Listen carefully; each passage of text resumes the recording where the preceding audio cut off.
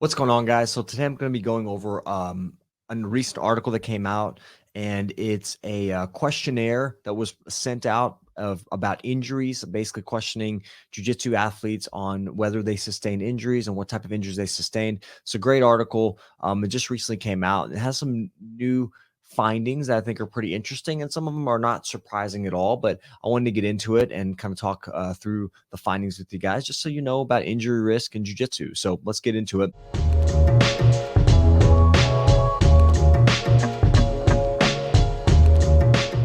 The article is called Injury Patterns, Risk Factors, and Return to Sport in Brazilian Jiu Jitsu, a cross-sectional survey of 1,140 athletes. So basically, they sent out a questionnaire to jiu-jitsu athletes, asking them whether they sustained an injury and then where the injury was. So some of the authors that we can kind of thank for this article is Max Hinz, who is actually the person that I've spoken to or messaged on social media, and we kind of discussed a little bit. And he is an orthopedic surgical resident in Germany. And then you've got some other authors are Ben Kleim, Dan Berthold, and Stephanie Geyer. Those, just give them some love there. So those are the people that worked really hard on this research article. So the purpose was to figure out in a 3-year span how many jiu-jitsu injuries there were, and kind of what are some common injury patterns and certain risk factors that were involved in injuries.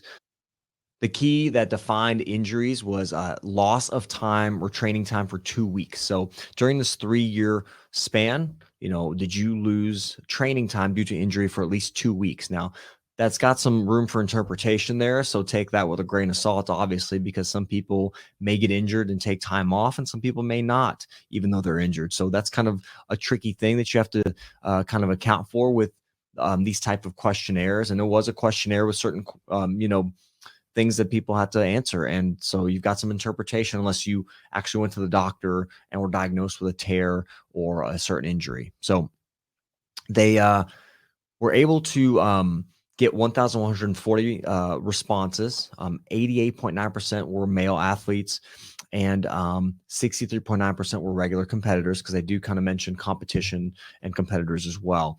So of those 1,052 injuries, you had that in 784 athletes. And basically, so that means just some athletes were injured more than once during that time and had to take time off. Now, when we're looking at it, here's the key. The key is lower extremities were the main incidence of injury. So we're looking at 45.7%. So anything with the hip, knee, and ankle, and the foot. So that was 45.7.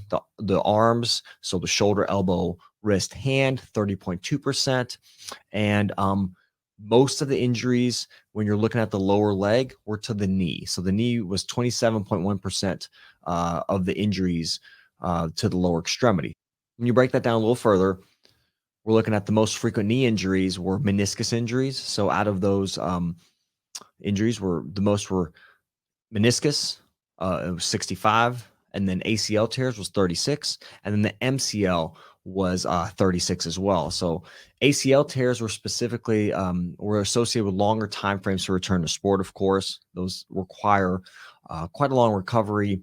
You're looking at possibly 9 months, give or take. But some people come back sooner, which is not the safest thing, because they've shown, actually some other research articles have shown that if you come back before 9 months, you're higher risk to re-injure versus waiting or really avoiding training for 9 months or later.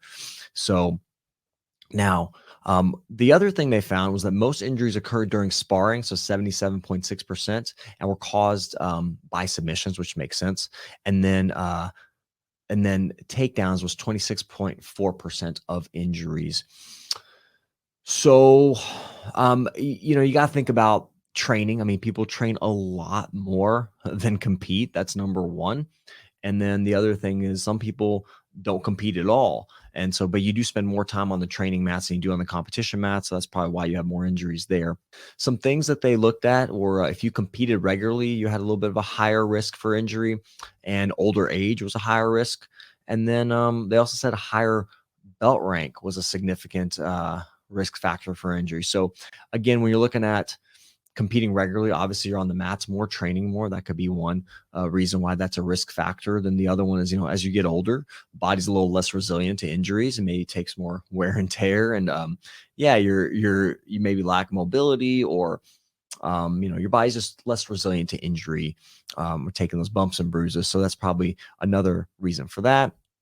And the higher belt rank, it's an interesting one to think about, because I would say when you're looking at a higher belt rank, the people that are higher belt rank are more controlled in training. They're more wise, knowledgeable of positions and submissions and things like that. But I think one of the reasons may be that people that are higher belt ranks, which I'm not sure exactly what they would indicate as a higher belt rank, as like maybe a brown or black, but it could be that when you get to some of these higher belt ranks, you have some different rule sets, leg locks, things like that may be allowed, versus some of the younger belts may not have those certain rule sets, so there's less risk of certain submissions being applied.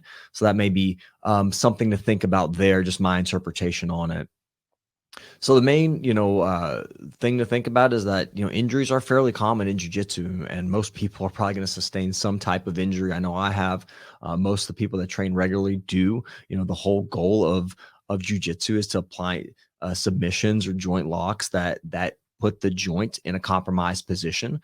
And so, again, when you look at it, 2 out of 3 athletes report at least one injury within that 3-year time period, which caused a 2-week absence from training. So again, like some other studies show that maybe the arms and were higher risk, but you're going to have some variability, based on the type of study you have. And, and jiu-jitsu has evolved over the years, so some of these newer studies, you may have more, leg lock game has really evolved and become a mainstay in a lot of people's training. So you got to think those knees are very susceptible, but meniscus, of course, with any kind of those rotational injuries or rotational submissions that attack the knee joint, the ACL, the meniscus, and those things like that. So those can kind of be a reason why you may have some issues there with these knees being, or even the legs being, more susceptible or more commonly injured. When you look at the mechanism of injury, this makes perfect sense, of course. Most of the injuries occur during a submission or a submission attempt, right? So that makes sense. You're applying a force on, whether it's a heel hook or a kimura or whatever. Most of the injuries occurred then. Then the second highest incidence was during takedowns. So 29.7% for submissions or submission attempts.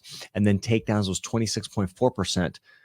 Which, of course, there's a lot of variability when you're standing, takedowns. There's a lot of things that can go on there, a lot of movement, a lot of balancing. And so, again, that's a little bit of a more dangerous scenario with standing up.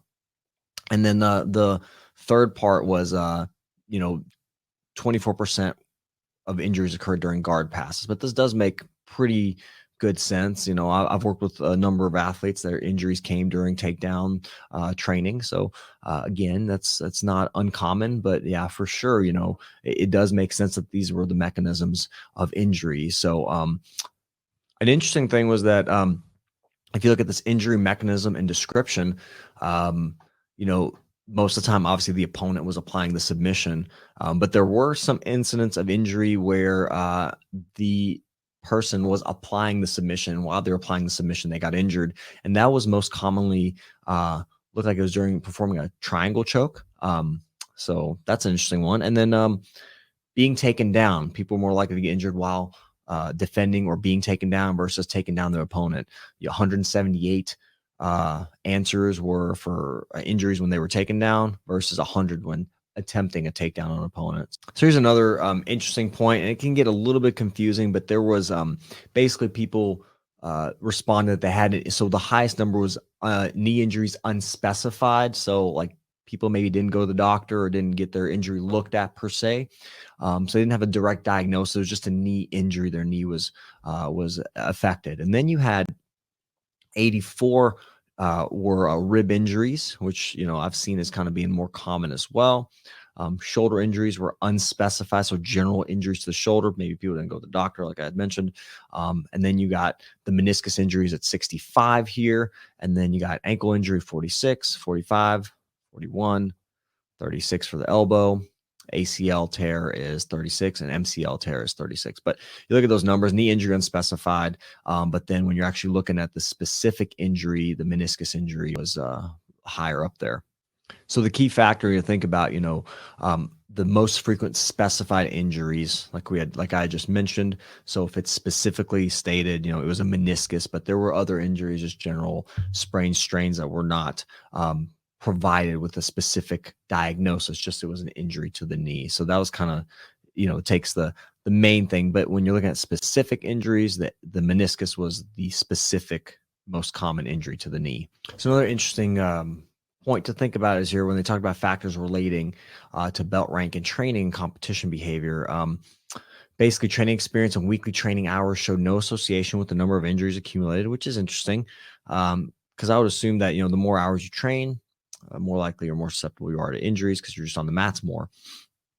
Again, the thing that they found was a significant risk factor was competition. So if you're taking part in competitions, that was seen as a significant risk factor. In contrast to athletes who did not participate in competition, had less injuries. So here's another interesting point. Factors related to injury prevention. They showed that measures such as diet, sleep, mobility, and strength training related activities showed no significant impact on injury incidents. I don't know if I necessarily agree with that finding. I think there's a lot of room for debate. What kind of changes were made, what kind of strength training, what type of mobility exercises were performed, how did people stretch, so that is kind of a mixed bag. I don't really take too much stock in that conclusion just because are you following specific instructions from a medical professional, like a physical therapist, or is somebody specifically changing your diet up?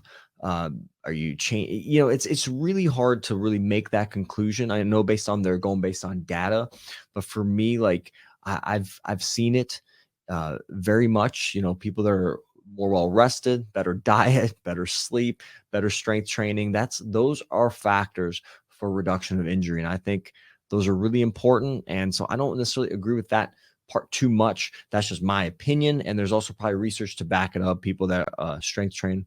And you can probably see that, people that do take care of their bodies better, they tend to be injured less. So that's just kind of something to think about.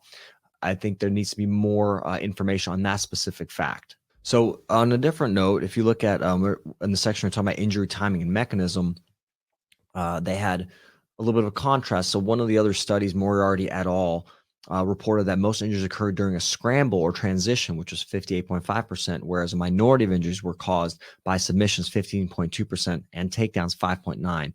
So there's some variability, depends on the study and how injuries are described or defined. And so it's something to think about. This is just one study with a specific, definition for injuries that you have to understand. There's going to be variability in this study and other studies throughout. And the one thing I was just kind of thinking about reading through the article as well is when you're looking at higher belt rank and more injuries, obviously the rule sets, but also a lot of these athletes that are maybe at brown belt and black belt level, besides some of the elite ones, are going to be older in age. So you got to think about some of these older athletes are brown and black, and they, age was seen as a significant factor in injury risk. That's something to think about, that, some of these older athletes, different rule sets, are allowed. So that's something to keep in mind, that some of these athletes that are older, obviously more prone to injury, and maybe the higher belt ranks in the room. So that's just something, a good point to keep in mind. Not saying it is exactly that way, but that could be an attributing factor. Some of the limitations in the study, of course, is a retrospective data that was used. So basically it was a questionnaire and you have to respond. Well, was I injured? Was I not? So you got to think about it that way. Again, some people did not go to a doctor to get a diagnosis. It was kind of self-reported. And there you have this kind of unique definition of injuries that maybe not everybody will fall into. And so it limits the accuracy of the reported injuries and diagnosis. And it may be, you have to recall, was I injured during this time? Was I not? So that could also play a factor as well. So that's kind of, in a nutshell, kind of the breakdown of this article. If you want to read it, I'll leave a link down below. Thanks to Max Hinz for sending this out and doing the study and taking part in and doing all the research. Again, it's interesting to see. You're going to find variability, but this is just one of the recent studies that shows that the knees are susceptible. Of course, most of us do deal with some knee injuries with training. The involvement of the hips and legs and the prevalence of leg lock submissions and things like that can definitely play a role.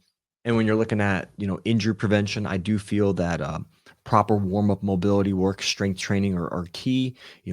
Education, making sure that the students are aware of submissions and defenses, and when you're in a bad spot, and having good communication on the mats and good leadership from the coaches that run classes to encourage that safe environment.